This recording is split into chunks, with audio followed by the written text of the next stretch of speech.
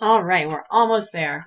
Now, at this point, you've done a lot of legwork. You've understood the natural resources in your community. You've learned about community values. You've identified priorities based on both.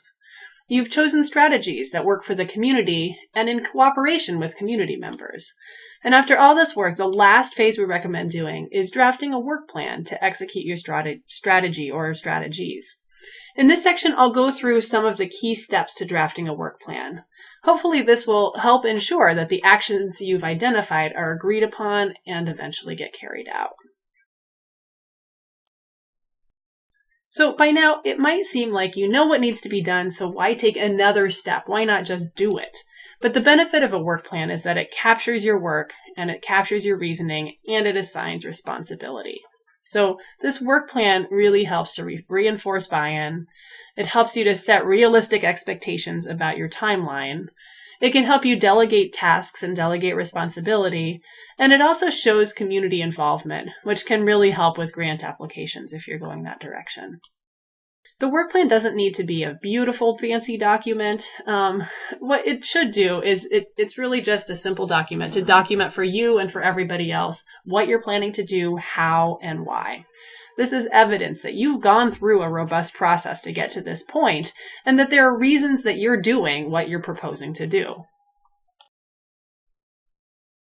So what should this work plan include? This is one suggested list of components. So the action, what are you doing?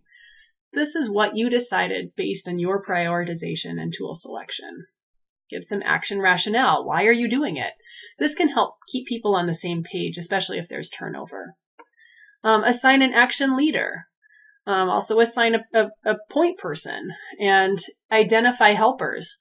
Think also about where there are other organizations in town who can incorporate the action into their own efforts. This might galvanize the effort by embedding it into multiple places. Tasks. Lay out your key tasks, including communication. Timeline. What's likely to be the timeline for those tasks? And what about for the overall project? And it's okay if it takes a while. The point here is really just to be realistic. Milestones. What key accomplishments or milestones can you celebrate along the way? And how can you communicate these?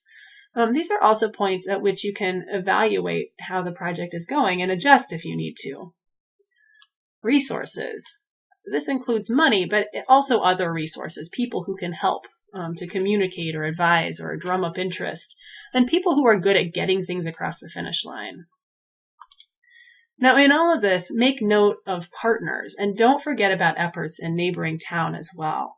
Anything you can do to connect your actions with the town's work or other towns' work through reporting or coordination is really essential for the project. As part of your action plan, you'll want to sketch out a budget. Budgeting is a chance to take a look at your needs, which may include more than just money. It can also be a place to make note of specific resources that you'll need to get your project done, and times when you'll need additional help, like with volunteers. Once you know your budget, you can explore funding opportunities and other resources. Now, it's true that a lot of solutions are easiest to accomplish when there's a lot of money available all at once, but I'd also encourage you to consider what can be done with smaller amounts of money or even no funding at all, because small steps matter too. There's a list on the resource website of some funding resources, so I'm not going to go into all of those here, but I do want to offer a couple tips. So one fundraising tip is to help connect people to the cause so that they feel excited about their contribution. So for example, in Moncton, people worked to build a salamander crossing using a crowdfunding campaign. And in the process, they offered gifts for different contribution levels, including a copy of the salamander print that you see here that was contributed by a Vermont artist, Woody Jackson. Art can be a really great way to get people excited and involved. Another fundraising tip is keeping in touch with people, checking back in with them as you go through the process. This includes other community groups, legislators, and of course the members of your community, but check back in with them about the status of your project. This keeps it alive and it keeps it in front of people's minds, which can lead to additional opportunities. So this table summarizes what we've just talked about. Now, you've probably noticed that I keep going back to certain topics: partnership, participation, communication. And the purpose of thinking about these things over and over is to embed the projects in the community so that more people are invested and the chances of success are greater. So best wishes as you start to move things forward.